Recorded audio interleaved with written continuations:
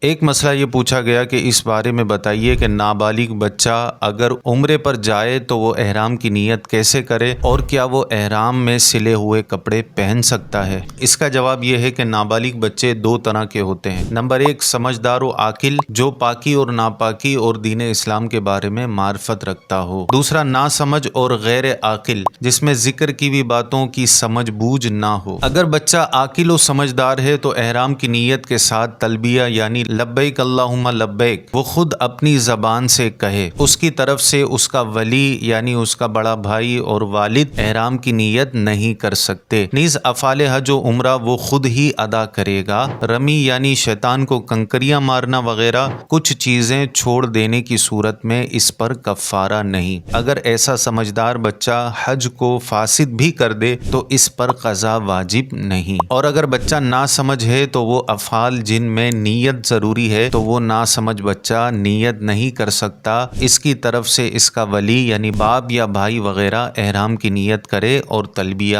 کہے۔ نیت اس طرح کرے، احرمت عن فلان یعنی فلاں کی طرف سے احرام باندھتا ہوں، فلاں کی جگہ اپنے بچے کا نام لے۔ اس طرح لبیک بھی بچے کی طرف سے اس طرح کہے، لبیک عن فلان، فلاں کی جگہ اس بچے کا نام لے اور آخر تک تلبیہ پڑھے یعنی لبیک اللہم لبیک پوری پڑھے۔ یہ بھی ذہن نشین رکھیے کہ دل میں نیت کرنے کی شرط ہے اور زبان سے نیت کر لینا یہ مستحب ہے، لہذا اگر کوئی زبان سے نیت نہ بھی کرے تو کوئی حرج نہیں، دل میں نیت ہونا ضروری ہے، جبکہ لبیک زبان سے کہنا ضروری ہے اور وہ بھی اتنی آواز میں کہ سننے میں کوئی رکاوٹ نہ ہو تو خود سن لے۔ حالت احرام میں نابالغ بچہ خواہ سمجھدار ہو یا نہ سمجھ دونوں کو سلے ہوئے کپڑے نہیں پہنائے جائیں، اسے بھی چادر اور تہبند پہنائی جائے، البتہ سلے ہوئے کپڑے پہن لینے سے نابالغ بچے پر دم لازم نہیں ہوگا۔ اگر آپ کو یہ ویڈیو اچھی لگی ہو تو اس کو ضرور لائک کیجیے گا اور اپنے دیگر دوستوں میں بھی اسے شیئر کیجیے گا۔